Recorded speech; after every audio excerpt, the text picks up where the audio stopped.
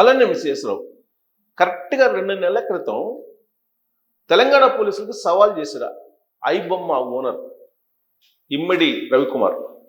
Scene cut చేస్తే arrest చేస్తే జైల్లో ఉన్నాడు పోయి. అందుకే పోలీసులతో పెట్టుకోవద్దు ఎప్పుడు. పోలీసులకే సవాల్ చేశాడు, మీరు ఏం చేసుకుంటారో చేసుకోండి, మీ జాతకాలన్నీ నా చేతిలో ఉన్నాయి, అనేక మంది జాతకాలు నా చేతిలో ఉన్నాయి, వాళ్ళన్నీ బయట పెట్టేస్తానని చెప్పి ఒక ప్రెస్ నోట్ రిలీజ్ చేశారు. అప్పుడు సివి ఆనంద్కి సజ్జనార్ గారికే ఆయన ఒక సవాల్ చేశారు. ఐపీఎస్లో డైరెక్ట్ ఐపీఎస్లుగా పేరుంది సజ్జనార్ గారికి, అలాగే సివి ఆనంద్ గారికి. అలాంటి వాళ్ళకే ఒక సవాల్ చేసినప్పుడు వాళ్ళు ఊరుకుంటారా? ఐపీఎస్ పవర్ ఏంటనేది చూపించరా? ఇప్పుడు అదే జరిగింది. రవికుమార్కి బొమ్మ పడేలాగా చేశారు, జైలుకి పంపించారు. విచారిస్తే సుమారుగా 26,000 సినిమాలు అతను వెబ్సైట్లో అప్లోడ్ చేసింది, అవైలబిలిటీ ఉంది 26,000. ఇవి కాకుండా దాదాపు 50 లక్షల మందికి సంబంధించినటువంటి వివరాలు ఉన్నాయి. ఈ వివరాలకు సంబంధించిన డేటాని వేరే వాళ్ళకి అమ్ముకోవచ్చు. ఈ డార్క్ నెట్ ఇలాంటి వాటిలో కనుక వాళ్ళు అమ్మకానికి పెట్టేస్తే మీ అకౌంట్లో డబ్బులు ఉండవు, మీకు సంబంధించిన పూర్తి వివరాలు వాళ్ళ చేతులకు వెళ్ళిపోతాయి, గందరగోళం పరిస్థితి ఏర్పడుతుంది. 50 లక్షల మందికి సంబంధించినటువంటి సమాచారం, వాళ్ళకి సంబంధించిన డేటా మొత్తం అతని దగ్గర ఉందని చెప్పి తేల్చారు. ఇందుకీ పోలీసులకు ఎలా దొరికాడు ఇతను? పోలీసులు ఆపరేషన్ చేశారా అంటే ఖచ్చితంగా పోలీసు ఆపరేషన్ జరిగి ఉంటుంది. గత కొంతకాలంగా ఆయనకి ఆయన భార్యకి మధ్యలో విడాకులు ఇష్యూ నడుస్తుంది. ఫైనల్గా ఆయన కోర్టుకు రావాల్సి వచ్చింది. కోర్టుకి హాజరు కావడానికి వచ్చినప్పుడు కూకట్పల్లిలో పోలీసులు ఇమీడియట్గా ఐడెంటిఫై చేసి, పోలీసులు సమాచారం ఆల్రెడీ ఉంది కాబట్టి పోలీసులు వెళ్ళి అరెస్ట్ చేశారు. ఇక్కడే చిన్న ట్విస్ట్ ఉంది.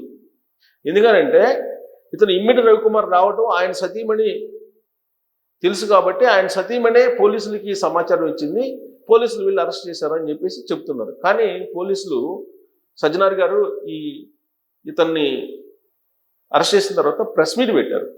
ఆ ప్రెస్ మీట్లో ఎవరు మాకు సమాచారం ఇవ్వలేదు, మేమే అరెస్ట్ చేసాము అతన్ని అని చెప్పి చెప్తున్నారు. సరే, పోలీసులు అరెస్ట్ చేశారా లేదంటే రవికుమార్ భార్య సమాచారం ఇస్తే పోలీసులు వీళ్ళు అరెస్ట్ చేశారా అనేది మాత్రం కొంత అస్పష్టత ఉంది.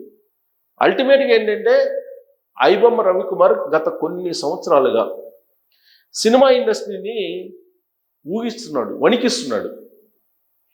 ఎందుకంటే పైరసీ, సినిమా రిలీజ్ కాకుండానే ఈయన ఐబొమ్మలో వచ్చేస్తాయి, సినిమా రిలీజ్ కాకుండానే కొన్ని.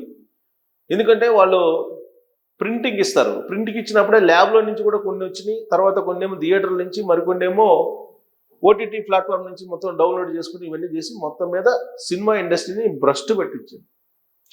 వాళ్ళు ఎంతో కష్టపడి సినిమాలు చేస్తారు, కొన్ని వేల మంది కార్మికులు ఉంటారు, వాళ్ళందరి యొక్క కష్టం ఆవిరైపోయేలాగా ఆయన టెక్నాలజీని ఉపయోగించి చేశారు. సరే, టెక్నాలజీ పరంగా రవికుమారు ఎక్స్పర్టే. ఇతన్ని హ్యాకర్ అందామా లేదంటే టెక్నాలజీ నిపుణుడు అందామా ఏమన్నావో అర్థం కావట్లా. కాకపోతే హ్యాకర్స్కి మంచి డిమాండ్ ఉంది. ఇప్పుడు హ్యాకర్స్ కనుక కరెక్ట్గా ఇతను హ్యాక్ చేయడం ఎలా అని చెప్పి తెలుసు, ఈయనకి అసలు హ్యాక్ ఎలా చేయకూడదో తెలుసు ఆటోమేటిక్గా. ఎందుకంటే హ్యాక్ చేయటం ఎలా తెలుసు కాబట్టి చేయకుండా ఎలా చేయాలో కూడా అతనికి తెలుసు. కాబట్టి అలాంటి వాళ్ళ సలహాలు తీసుకోవడం కూడా ఇప్పుడు ఉండేటువంటి సైబర్ సెక్యూరిటీ పోలీసులకు అవసరం. సైబర్ సెక్యూరిటీ కోసం కూడా అవసరమే అతనిలో ఉన్నటువంటి టాలెంట్.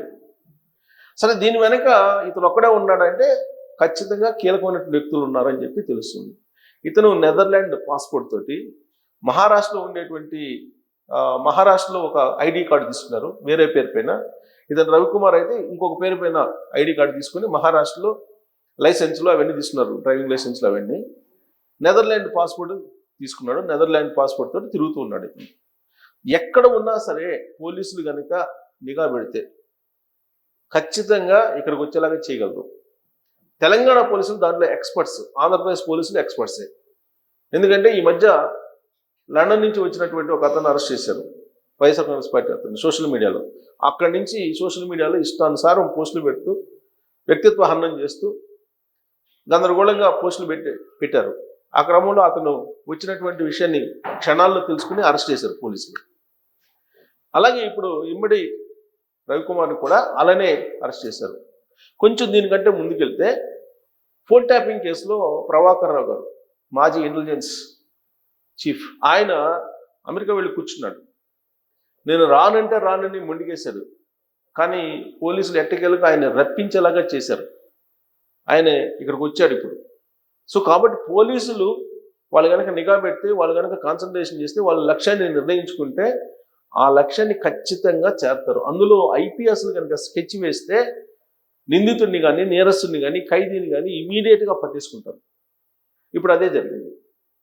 ఇతను పట్టుకున్న తర్వాత సినిమా ఇండస్ట్రీలో, టాలీవుడ్లో పాపులర్ హీరోలు, సినిమా ఇండస్ట్రీలో ఉన్న పెద్దలు ఆనందపడిపోతున్నారు. కారణం ఏంటంటే కొన్ని కోట్ల రూపాయలకు సంబంధించినటువంటి వసూళ్ళని ఈ ఐబొమ్మ ద్వారా అడ్డుకుంటున్నారు. సినిమా రిలీజ్ ఆల్రెడీ వచ్చినప్పుడు స్క్రీన్ మీద పెద్ద పెద్ద స్క్రీన్లు ఉన్నాయి. ఇప్పుడు హోమ్ థియేటర్స్ ఉన్నాయి. హోమ్ థియేటర్లు వేసుకుని చూస్తున్నారు ఏం ఖర్చు లేకుండా.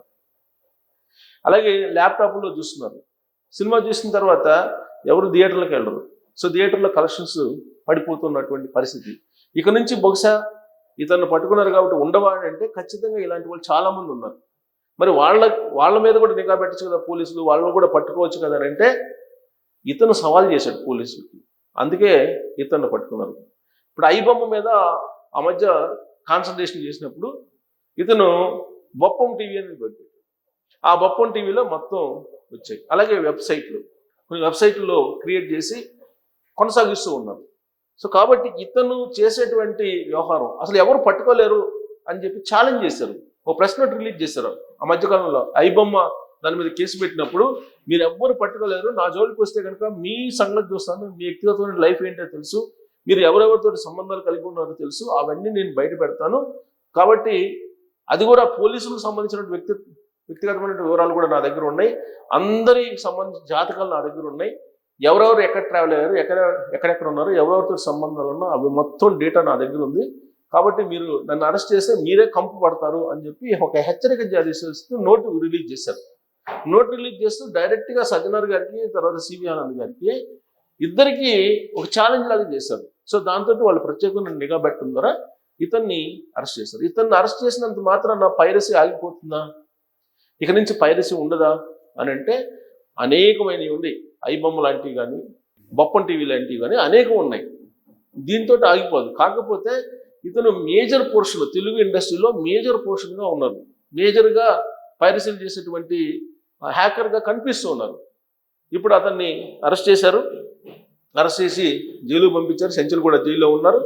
సో అరెస్ట్ చేసినటువంటి పోలీసుల్ని నాగార్జున గారు, తర్వాత రాజమౌళి గారు, ఇలాంటి వాళ్ళందరూ కూడా అప్రిషియేట్ చేశారు. కారణం కొన్ని కోట్లు పెట్టి సినిమా తీస్తే ఆ శ్రమ అంతా ఈ హ్యాకర్స్ లాక్కెళ్ళిపోతున్నారు, పైరసీలు తయారు చేస్తున్నారు, పైరసీలతోటి మొత్తం కలెక్షన్స్ తగ్గిపోతున్నాయి అనేటువంటి యాంగిల్లో వాళ్ళు సంతోషం వ్యక్తం చేస్తున్నారు. కానీ బట్ ఇలాంటి వాళ్ళు అనేక మంది ఇంకా పుట్టుకొచ్చే అవకాశం ఉంది.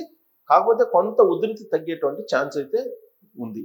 సో ఇది లేదు కాబట్టి ఇంకా సినిమాలు రావు పైరసీలు అని చెప్పి అనుకోవడానికైతే లేదు. పోలీసులు ఛాలెంజింగ్గా తీసుకుంటే కనుక ఖచ్చితంగా పైరసీలు అరికట్టగలరు. ఇతన్నే అరెస్ట్ చేయడానికి ఛాలెంజ్ తీసుకున్నారు, వ్యక్తిగతంగా వాళ్ళకి ఛాలెంజ్ చేశారు కాబట్టి. సో మిగతా వాళ్ళ పరిస్థితి ఏంటి అనే దాని మీద మీరు కామెంట్ చేయొచ్చు. Thank you.